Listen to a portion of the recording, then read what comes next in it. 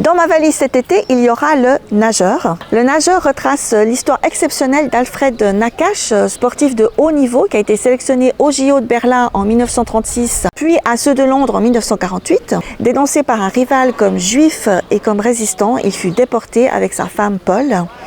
Et ce qui m'intéresse dans ce livre, c'est non seulement l'histoire, mais aussi la traversée de tout un siècle. Ce n'est pas un sujet qui m'aurait forcément attiré, mais je l'ai repéré à la mythique et la plus vieille émission de France Inter, Le Masque et la Plume, que je vous conseille d'écouter. Celle qui parle aux corbeaux. Melissa Lukashenko est une autrice australienne aborigène. Elle est reconnue depuis longtemps comme l'une des voix majeures de la littérature australienne, mais n'était pas encore traduite en français. Merci donc aux éditions du Seuil et à leur nouvelle collection Voix autochtones dont il s'agit de la deuxième parution. Le résumé commence ainsi. Toute sa vie, Kerry Salter a cherché à éviter deux choses, sa ville natale et la prison. Moi, je suis ferrée. Toujours dans la même collection Voix autochtones, 5 petits indiens de Michelle Good. Michelle Good est une autrice Cree appartenant à la nation Red Pheasant. Elle raconte l'histoire de jeunes orphelins dans la fin des années 60 libérés des orphelinats et qui vont essayer de vivre, de survivre du mieux qu'ils et elles le peuvent. L'école des bonnes mères de Jessamine Chan. C'est l'histoire d'une femme qui perd la garde de sa fille pendant 1 an, tant qu'elle doit passer dans un centre de rééducation maternelle pour apprendre à devenir une bonne mère. Moi, je trouve le sujet très intéressant, très original. On le compare à La Servante écarlate. On verra.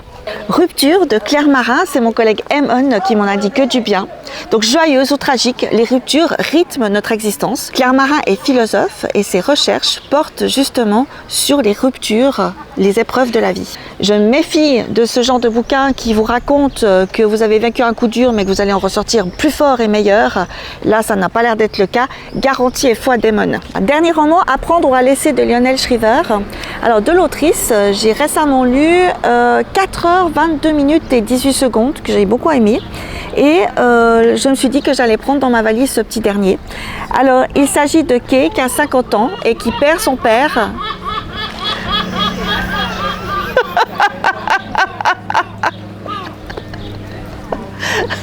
C'est pas marrant ce bouquin en fait. C'est l'histoire de Kay qui à 50 ans perd son père qui était atteint de la maladie d'Alzheimer et qui va réfléchir avec son compagnon sur sa propre mort, mais sur comment préparer sa sortie. C'est vraiment sur l'art délicat de gérer sa sortie. Entre deux lectures, je vais évidemment jouer au dernier Zelda, Tears of the Kingdom. Ce jeu est incroyable, ce jeu est fabuleux, ce jeu est monstre bonnard.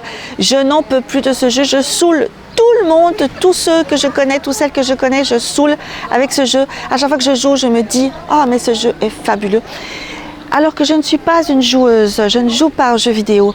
Donc j'ai tout appris avec Zelda que j'adore, je suis absolument fan. Je ramasse des pommes, je combats des gros méchants et je résous des énigmes. Et des fois je grimpe et je regarde la vue.